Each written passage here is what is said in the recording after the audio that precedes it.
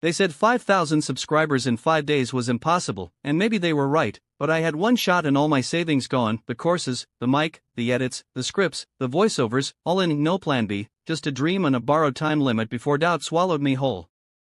I lived in a small room in my parents' house, behind the brown curtain, a laptop they didn't trust, and questions they didn't stop asking. What are you really doing with it? My mom once whispered, suspicion in her eyes like I was some kind of criminal.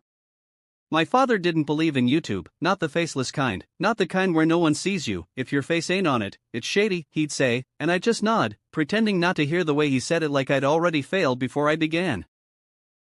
Then there was Darren, my closest friend since middle school, the one who helped me get the editing software, the one who smiled too much when I told him about my YouTube goals, the one who started showing up a little too often, asking too many questions.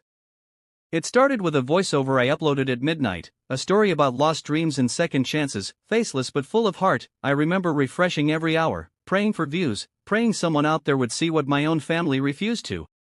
The next morning, it had 423 views, 19 comments, and 41 subscribers. I stared at the screen like I'd seen a ghost, not because I made it, but because finally, someone cared.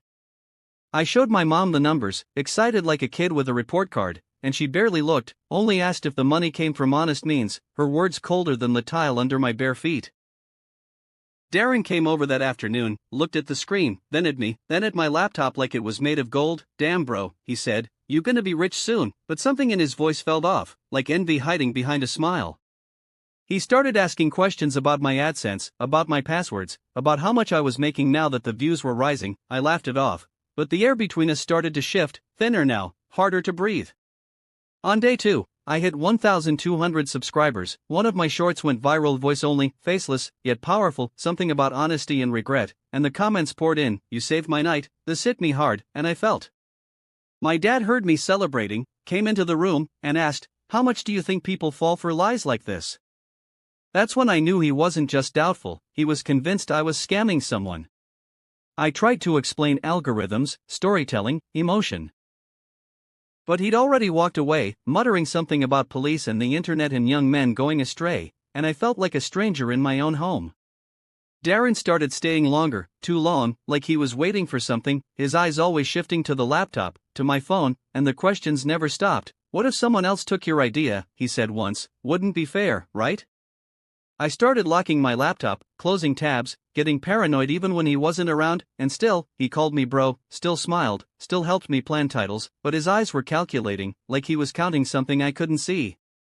By day 3, I crossed 3,000 subscribers, and my video earnings showed $87, not much, but everything to me, because it was mine, earned with voice, truth, and sleepless nights, not lies like they thought. My mom found my earnings and cried, not from pride, but fear. Is this fraud? Did someone send you this to set you up? She said, her hands trembling, her trust in me completely gone. I wanted to scream, to tell her that I worked for it, that this was my voice, my truth, but she just kept crying, like she'd already seen me in a prison cell I hadn't entered yet. That night, I didn't sleep. I watched my own videos back to back, looking for mistakes, wondering if maybe they were right, maybe I'd made something too good to be trusted. Darren texted me at 3:21 a.m., you up? And I didn't answer. Something about his timing felt too sharp, like a knife behind the words. By day 4, I reached 4,100 subscribers, and the comments turned into DMs, people asking for voiceovers, for collabs, offering money, and I felt like I was finally breathing, even as the house suffocated me. My father stormed into the room holding my laptop, open to a payment screen. What is this? He yelled. Who are you laundering for? I froze, realizing Darren must have accessed it when I was in the bathroom. I tried to explain, I begged him to believe me, but the more I spoke, the more it sounded like lies to ears that had already judged me guilty. Guilt by ambition, guilt by silence, guilt by dreams. The laptop disappeared that evening, gone from under my bed, gone from my life, and no one knew where it went, not my parents, not Darren, and certainly not me, but I already knew deep down. I confronted him, the bro who knew my passwords, my schedule, my dream. He laughed, said he'd borrowed it to back up some files, but I saw the guilt behind the grin, saw how he avoided my eyes. We fought that night, not with fists, but with words sharper than blades. Betrayal doesn't need bruises, just silence and truth denied, and when he walked out, he took my trust with him. The next morning, I filed a report, yes, I did, against my oldest friend, because sometimes dreams demand more courage than comfort, and I had nothing left to lose. My parents watched in disbelief, as if the boy who couldn't be trusted had become a man overnight, fueled by desperation, guided by rage, and unwilling to stay broken. I used a borrowed laptop from my cousin, logged in, changed passwords, locked everything, and uploaded a raw, trembling voiceover, the cost of being misunderstood, and watched as 800 new subscribers arrived in hours.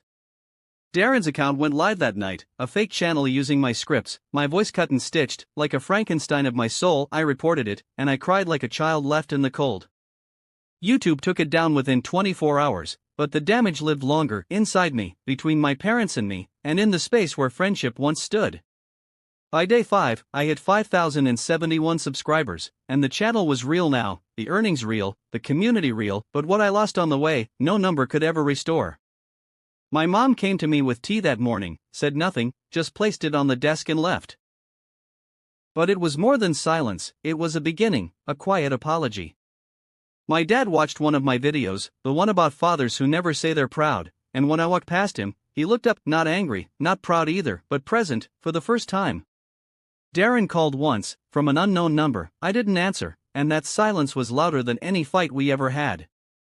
I recorded a new narration that night, not about betrayal, but survival, how we rise not from peace, but from the fire of being doubted, used, and left behind.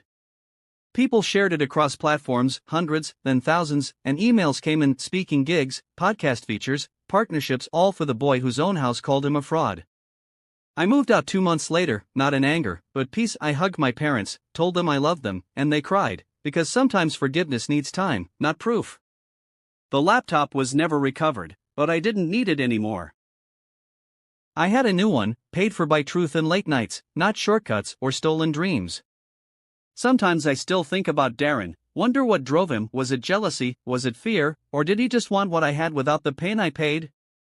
But I let it go, because revenge is a poison we drink hoping others will suffer, and I had stories to tell, and lives to reach, and healing to do. I tell this story now, not for pity, but for the kid watching in silence, doubted, laughed at, waiting for the world to listen. This is for you. Keep creating, even when no one claps, keep speaking, even when your voice shakes, keep going, even when your friends turn to thieves, because your dream is not their decision. The road to 5,000 wasn't paved in likes, it was built on pain, betrayal, confusion, and faith that maybe, just maybe, strangers would believe in what family didn't. Today, I wake up every morning with gratitude, not for the views, but for the voice I almost buried under everyone else's expectations. People ask how I did it, how I gained 5,000 in 5 days. I tell them the truth. I told the truth, every day, without a face, but with everything else I had. What would you do if you were a character in this play? Would you believe in yourself when no one else did? Would you fight for a dream everyone called foolish? Would you forgive a friend who became a thief, or a family that called you criminal for chasing purpose? That's the question I still ask myself. But here's what I know now, faith in yourself is louder than doubt, louder than betrayal, and louder than silence. 5,000 subscribers became 10,000, then 50,000, but none of it mattered more than the first one who said, "You made me feel less alone," and that, right there, is why I still record, still write, still share, because sometimes the most powerful face is the one they never see.